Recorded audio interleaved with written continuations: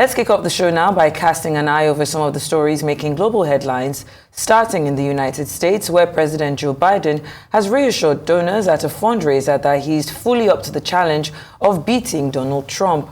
The 81-year-old's troubling performance at the first presidential debate rattled many Democrats who see Trump, after the January 6, 2021 insurrection, as an existential threat to U.S. democracy. Biden's meandering answers and struggles to respond to Trump prompted the New York Times editorial board to declare Friday that he should exit the race and that staying in would be a reckless gamble. Biden and his wife, Jill, attended an afternoon campaign event in East Hampton, New York, the Long Island beach town where the real estate firm Zillow prices the median home at $1.9 million. Based on public records, the event that was closed to the news media was at the home of Avram Glazer, an owner of the Tampa Bay Buccaneers football team. The couple then went to a second event in East Hampton at the home of investor Barry Rosenstein. Okay. I mean, we spoke about this extensively yesterday, and you had even made mention of reading that the editorial New York Times, and I caught a glimpse of it. But I also even saw the video yesterday from I think obviously after what happened at the campaign, the Biden team is doing everything in their power to make sure that that confidence that was lost in a way just because of his demeanor and the way he answered, responded to Trump during that debate can kind of be cast aside and set aside. And one thing that he said that I found very interesting is that, for somebody who could stay on that stage for about an hour and a half responding to ex-President Donald Trump was actually what Americans needed. Someone that could, stand up to Trump, the liar, which he called him. But I think what was most important for me when you look at the debates is regardless of Trump's lying or Biden's frailness or just showing that, okay, this is actually someone who is in his 80s, is really about the American people. There were specific topics that were touched on: abortion issues, immigration issues as well. And just to kind of, when I compare it to the 2012 debate between ex-President Barack Obama and I think it was 2012 Mitt Romney. The same thing happened where he didn't really inspire confidence, and much later, I think it was in September, by the time they did the second debate, we could see that there had been a difference. So I wonder if at this point the Biden team is prepping their candidates, or if the Democrats are indeed even listening to this suggestion by the New York Times saying that fresh candidates is needed. Someone else needs to kind of step out for the party, for the Democrats, to lead them into the elections and most likely win next year. Well, I mean, I get your point, and my point yesterday, which is still my point today. It is the kind of weighty and quality intervention that the New York Times, has brought to bear on an important election as the American election coming up in November of this year. I wasn't taking a position. There's no point taking a position. My position, however, is to weigh in on the intervention of the media. And by the way, it is not just the New York Times alone anymore. Mm-hmm. The Financial Times of London have done the same thing.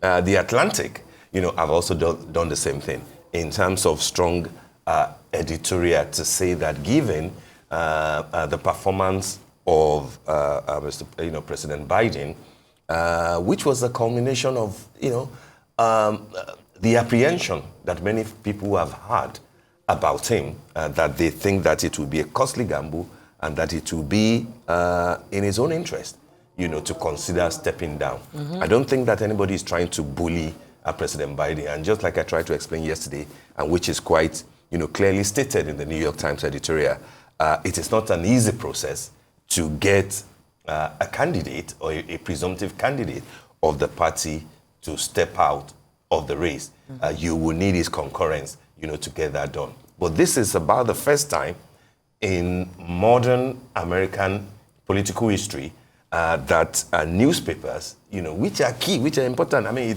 it's a media organization that organized the debate that we saw, yes, a couple of days ago. So it's the first time that they are saying that a sitting president shouldn't run. Not unlike Trump, which everybody, could see that, okay, this is probably not the best person, in terms of his excesses and failings as a human being.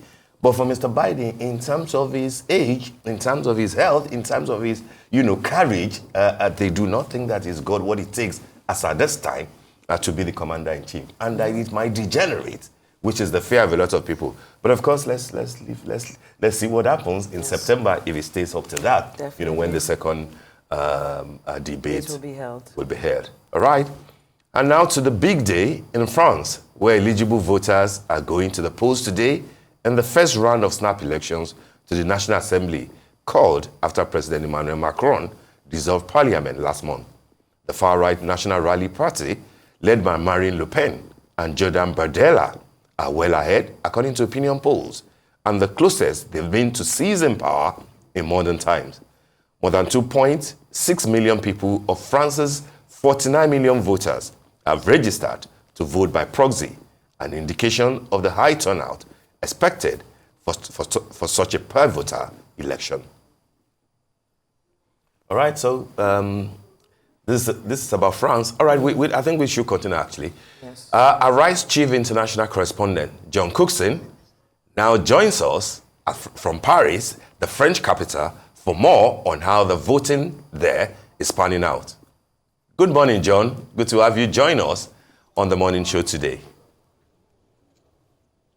Hey guys, great to be on the morning show from sunny Paris. Well, how did Macron get himself into this mess? And it is a political mess for Macron. That's what millions of French people are asking at the moment. As you said earlier, he dissolved parliament after his party was absolutely thrashed in the European parliamentary elections. And it seems that Macron threw a kind of a hissy fit or some bad-tempered moment and said, well, right, I'll show you people, I'll dissolve Parliament. And that's exactly what he did, to the shock of the nation and indeed neighbouring countries.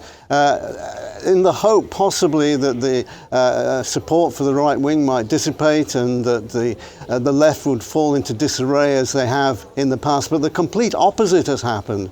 There's been a surge in popularity for the RN, the far-right party, and also for the left-wing coalition. And polling this morning puts RN, the Rally National, headed, of course, as you said, by Jordan Bardella, on 36% of the vote. Remember, this is an opinion poll only.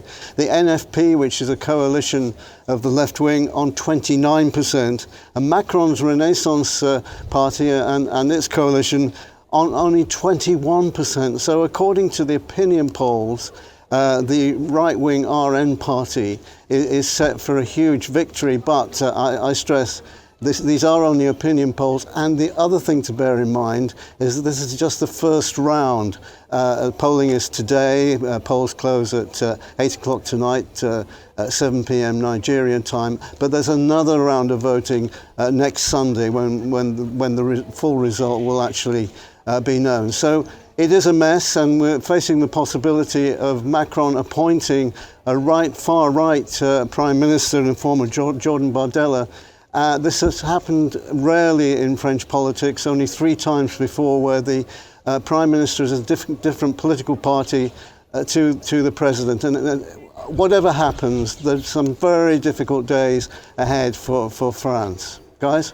Well, good morning to you from rainy Lagos. It's good to see you, John. Opinion polls suggest the far-right National Rally could win the largest share of the vote, but may struggle to reach an absolute majority. What has contributed to the rise of the far-right National Rally, and what does this indicate about the current political climate in France? Yeah, to answer the last part of your question first, there are 2 big issues on the doorstep here in France. One is the cost of living, and the other is immigration, mass immigration to this country. And the RN party is very, very strong on curbing immigration. We know that. There are other policies that they want to put in place whereby only French citizens can get jobs in defence and security. They want to shake up the welfare system whereby only French citizens can get access to social security. And there are other populist issues that they've gone for, like a ban on mobile phones in schools, which seems to have a lot of support in this country, and it's something which is being debated in the UK. This, of course, causing great worry for many minorities in this country. 6 million Muslims are worried that there's already a ban on a full face veil in public in this country. And many Muslims are worried that the RN party, if they gain power, will ban the headscarf altogether. On the international front, there's support for Ukraine, although RN have said that they wouldn't support French troops being sent to Ukraine. Just to look at the policies of the left wing, which is extremely populist still, as we've seen from the opinion polls. They want to reverse the pension age from 64 down to 60, which would go down very well here in France. They want extensive new taxes for the rich and a 10-year visa scheme for immigrants. So you can see the far right and the far left putting forward fairly populist views, and that's why both sides are getting strong and leaving the centrist Macron party just out nowhere with dwindling support. All right, John, let's look at this scenario. If the far right doesn't gain a majority and the French National Assembly becomes a kind of a hung parliament, what does that mean for the Macron presidency? A lot of uncertainty, a lot of instability in this country. The money markets are very worried about that. The majority in Parliament is 289. There is a big if this morning as to whether the RN far right can get that majority, but it's still a possibility. The total number of seats, as you said earlier, is 577, so the majority is 289. Now, if there is no clear majority, then President Macron is going to have a great deal of difficulty ruling the country. He has a lot of executive decisions, but the big issues, domestically and foreign, he has to have the support of Parliament. If he doesn't have the support of Parliament, then his policies will go nowhere. And although he can remain as president until 2027, there's big doubts, huge doubts as to whether he can survive politically if there's a hung parliament here in France. All right, then, before we let you go, John, I'd just like to know why other members of the European Union and NATO about why they're so worried about the rise of the far right in France. Yeah, that's a good question, and the European countries are very worried because France is the most powerful, arguably the most powerful country in the EU. So whatever happens here politically impacts throughout the European Union. France also a key member of NATO. I've touched on Ukraine there, and there has to be big questions about support for Ukraine if the RN party get a majority in Parliament. Also, France a permanent member of the Security Council in New York. So again, the political makeup of this country is having a huge, or will have a huge impact, not only here in France, but elsewhere in the world. All right, then. Thank you so much, John. We appreciate your time and analysis, and we'll keep an eye on the polls in this snap elections. Well, interesting times, of course, there in France. John always bringing us the scoop. But then I think what's most important, why this election is so different, because traditionally we've had National Assembly elections held straight after the presidential vote, and most times really reflects the same popular mood. But these power dynamics, for the first time in 22 years, are now shifting, and France looks like it would have a state of cohabitation, and it's deeply unpopular. A lot would say that it was deeply unpopular. They were not expecting that from the French president. But especially just even after talking to John this morning and realizing that it looks like the far right is continuing to gain popularity, and that fear that the other European countries have and that fear that NATO have is not necessarily not new. It doesn't come as a surprise because that in itself could shift the power balance, so to speak. It definitely will shift the power balance, given what the pundits, are projecting. But of course, what led Emmanuel Macron, to this point is the loss are recorded massively, in Brussels at the EU parliamentary elections, and he felt that he could, basically go for the gamble and see whether the French people will realize, the folly, in quotes, of the far-right politics and agenda. But of course, that the far-right politics in France didn't start today. As a matter of fact, Marine Le Pen, took the baton from her father, and she's been consistent, in the past 2 decades. What will be interesting, however, is that if, as pundits are projecting, that her party, the far-right, wins majority in the assembly, most definitely, President Macron will be forced to appoint a 28-year-old, Baudelaire, as the prime minister, and who, by the way, is just like Marine Le Pen, truly far right, a bit charismatic, in his own right, but of course, what he stands for.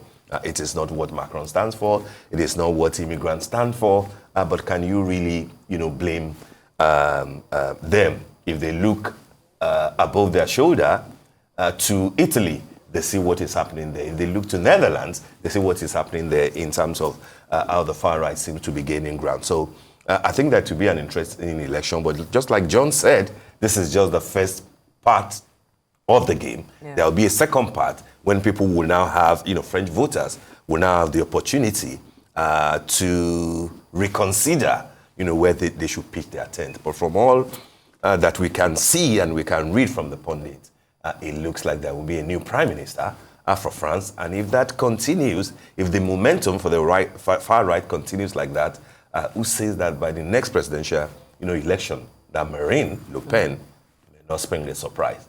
So we keep watching and we'll see what happens in Paris, isn't it? Your favorite city in the world, isn't it? I didn't say so, but I love Paris.